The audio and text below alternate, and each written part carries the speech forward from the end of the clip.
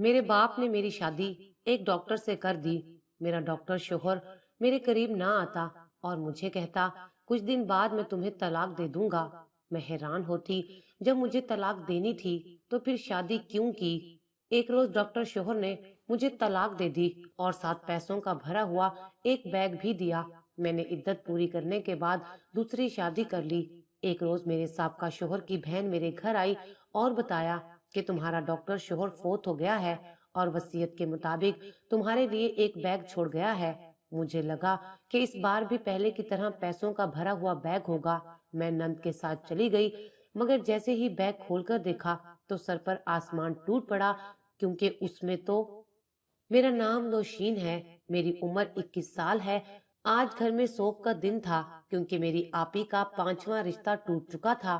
رشتہ ٹوٹنے کی وجہ یہ نہیں تھی کہ میری بہن میں کوئی کمی تھی، بلکہ رشتہ ٹوٹنے کی وجہ ہماری غربت تھی، جو میری بہن کی شادی کی راہ میں ٹانگ اڑا کر بیٹھی ہوئی تھی۔ رشتے والے آتے، رشتہ پکا کر جاتے، لیکن پھر جہیز کا مطالبہ کرتے جسے دینے کی ہم میں قوت نہیں تھی۔ اس وجہ سے ہمیں رشتہ ختم کرنا پڑتا۔ میرے ابو محنت مزدوری سے صرف اتنے پیسے کما لیتے تھے جس سے گھر کا گزر بسر ہو جاتا تھا۔ اگر جہیز بنانے بیٹھتے تو ہمیں 3 وقت کی روٹی بھی نہ ملتی۔ اب وہ بہت پریشان تھے۔ میں انہیں حوصلہ دے رہی تھی کہ ابو آپ پریشان نہ ہوں، انشاءاللہ سب ٹھیک ہو جائے گا، لیکن میں نہیں جانتی تھی مجھ پر کیا آفت آنے والی تھی۔ میری بہن کی عمر 30 سال ہو گئی تھی۔ میرا سر بہت درد کر رہا تھا۔ میں سوچنے لگی کیوں نہ میں تھوڑی دیر آرام کر لوں۔ جیسے ہی آرام کرنے کے لیے کمرے میں جانے لگی، مجھے امی نے آواز دے دی۔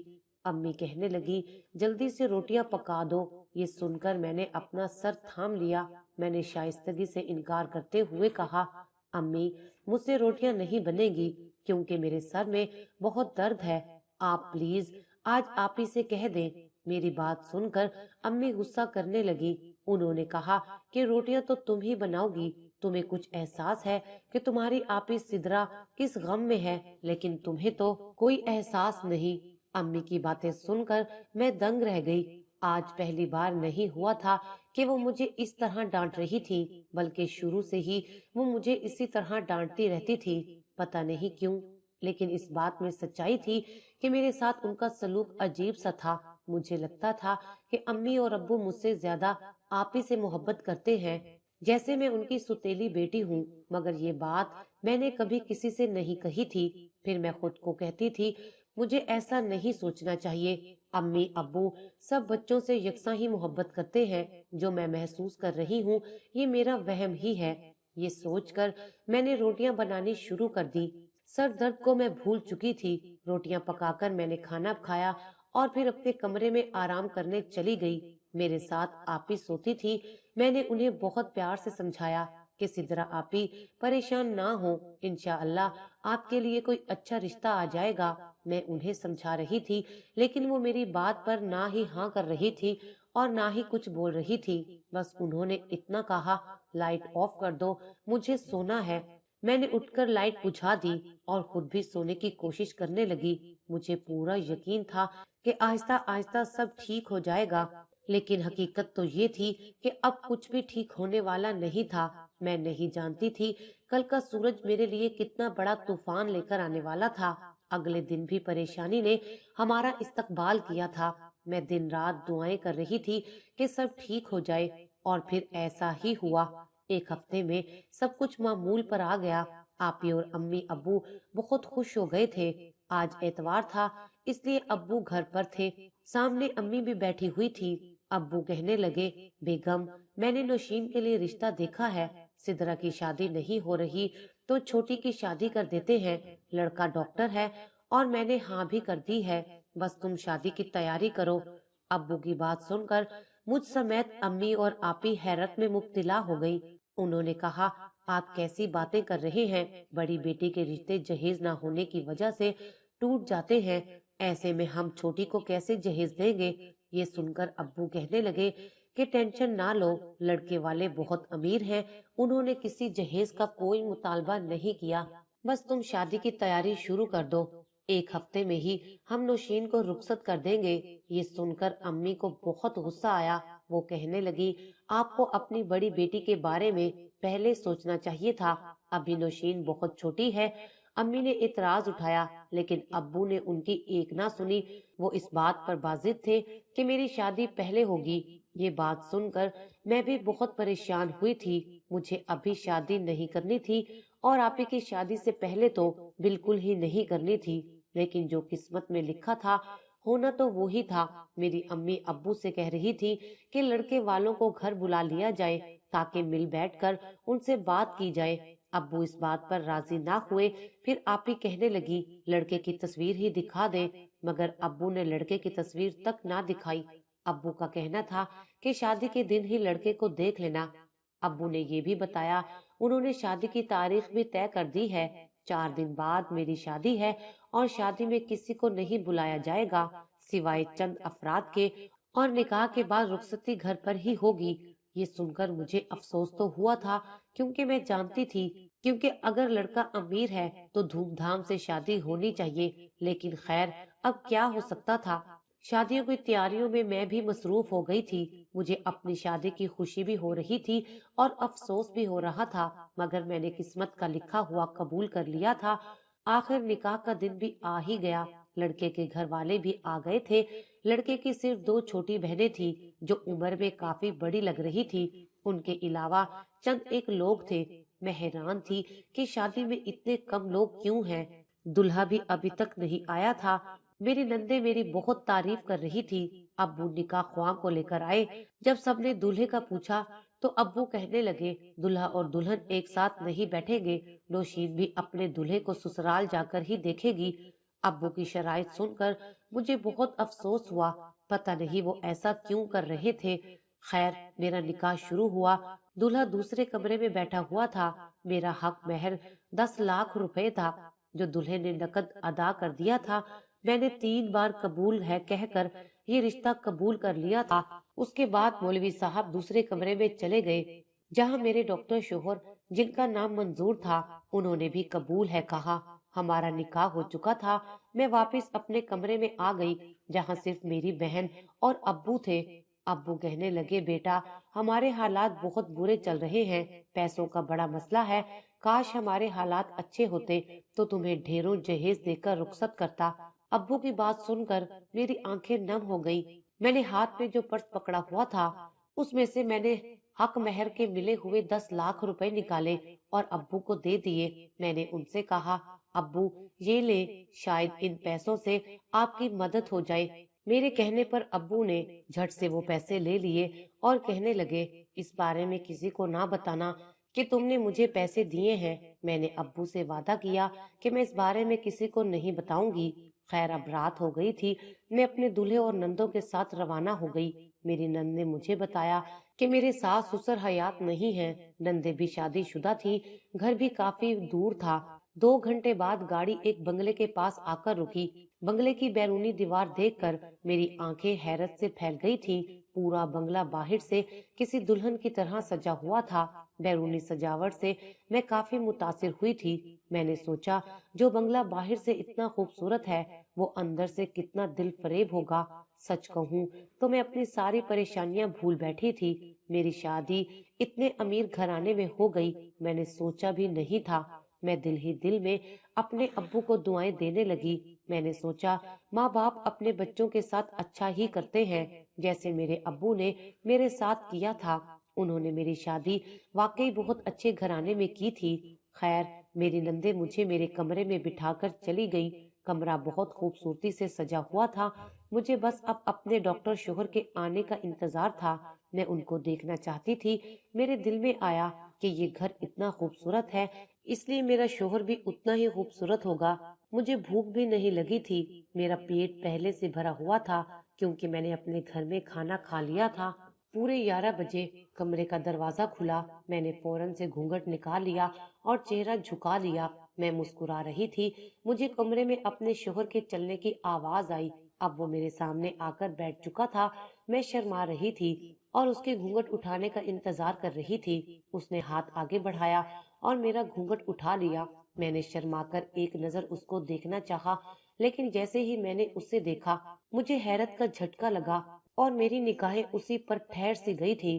وجہ یہ نہیں تھی کہ وہ بہت خوبصورت تھا، بلکہ وجہ یہ تھی کہ وہ تقریباً میری باپ کی عمر کا بوڑھا آدمی تھا، جس کی داڑھی اور بال سفید تھے۔ آج ہمارا نکاح ہوا ہے اور یقیناً تم خوش بھی ہوگی۔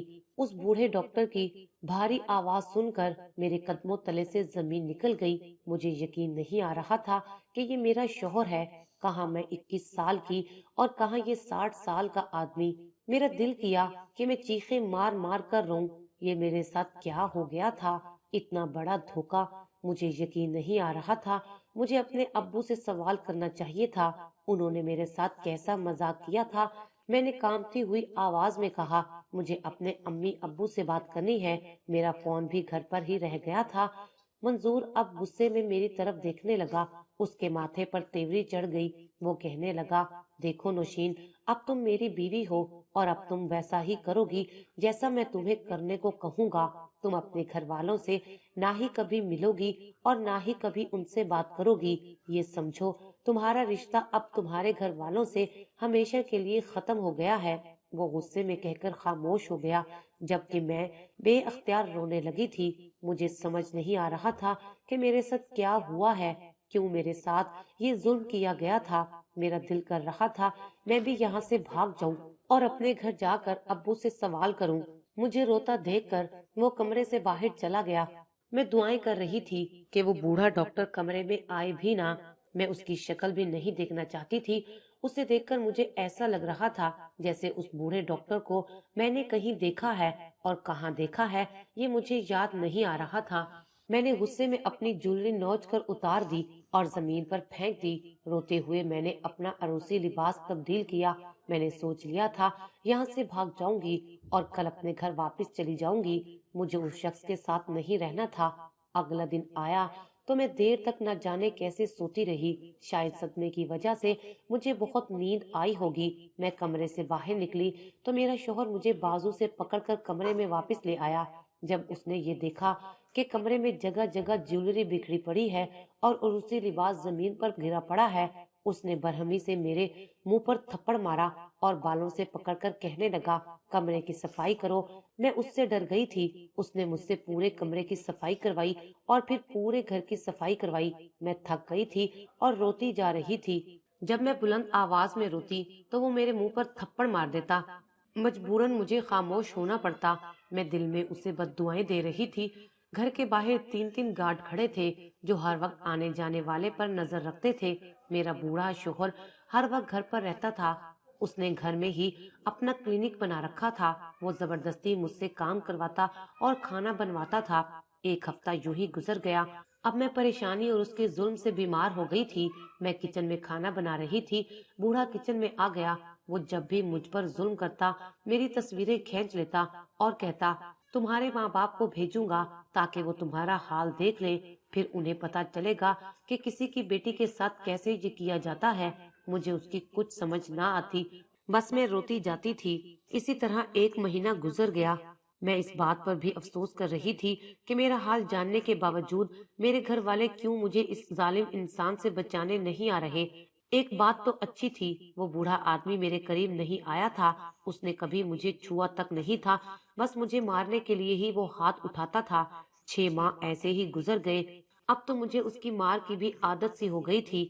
میں کوئی کام ٹھیک سے نہ کر پاتی تو وہ مجھے مارنے لگتا۔ میں بس روتی رہتی تھی، نہ ہی اس گھر سے بھاگ کر اپنے گھر جا سکتی تھی اور نہ ہی اپنے گھر والوں سے بات کر سکتی تھی۔ پتہ نہیں وہ کس حال میں تھے۔ 1 ماہ اور گزر گیا، مگر اس ماہ میں کچھ بہتری یہ آئی تھی، منظور نے مجھے مارنا چھوڑ دیا تھا۔ میں اس کے بدلتے ہوئے رویے پر غور کر رہی تھی۔ ایسا کیسے ہو گیا تھا مجھے سمجھ نہیں آیا۔ میں یہی سب سوچ رہی تھی جب کمرے کا دروازہ کھول کر وہ اندر داخل ہوا۔ میں ڈر گئی تھی، مجھے لگا وہ مجھے مارنے آیا ہے۔ مجھے ڈرتا دیکھ کر وہ مسکرا دیا اور پھر کہنے لگا، ڈرو مت نوشین، میں تمہیں اب کبھی نہیں ماروں گا، بس تھوڑے دن انتظار کرو، پھر میں تمہیں طلاق دے دوں گا اور تمہیں آزاد کر دوں گا۔ اس کی باتیں سن کر میں حیران ہو گئی تھی۔ مجھے تو یقین ہی نہیں آ رہا تھا، اور پھر سچ میں کچھ دن بعد اس نے مجھے طلاق دے دی اور ایک بڑا بیگ بھی دیا اس میں کافی پیسے تھے۔ میں اپنا سامان پیک کرنے لگی۔ اس نے مجھ سے پوچھا کہ تم کہاں جاؤ گی؟